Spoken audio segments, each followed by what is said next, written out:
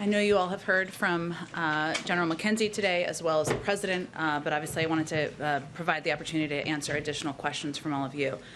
Just one thing to note at the top, as a mark for respect, starting today, the United States flag will be flown at half-staff at the White House and upon all public buildings and grounds, at all military posts and naval stations, and on all naval vessels of the federal government in the District of Columbia and throughout the United States and its territories, and possessions until sunset on August 30th, 2021, in honor of the victims of the senseless acts of violence in Kabul, Afghanistan. With that, Amr.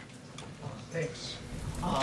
Just a few minutes ago, one of my colleagues asked a question about what the president would say to Afghans who fear they won't get to leave.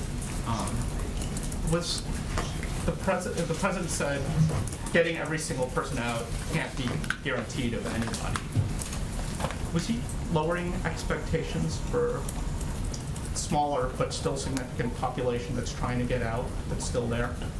That wasn't his intention, Amr. I think what he was conveying is that at a time where the Taliban is taking over the country, certainly not our preference, as you all know well, it is not going to be possible for every single Afghan, millions potentially, who want to leave Afghanistan to be evacuated.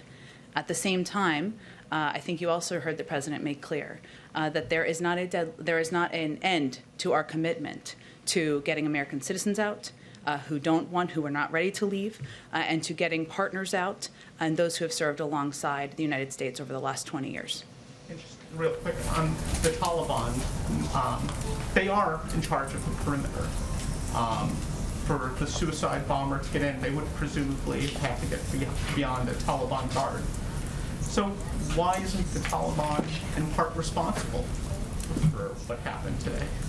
Well, I think General McKenzie addressed this earlier this afternoon, and he made clear, and I understand your question is slightly different from that, but I think it's worth repeating and important to repeat, that we don't have any information at this point in time, and that has not changed over the last couple of hours to suggest that the Taliban had knowledge of or was engaged in or involved in this attack.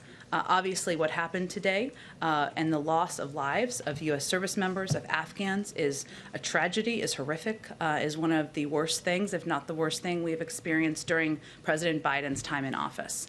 But again, we don't have any additional assessment at this point in time.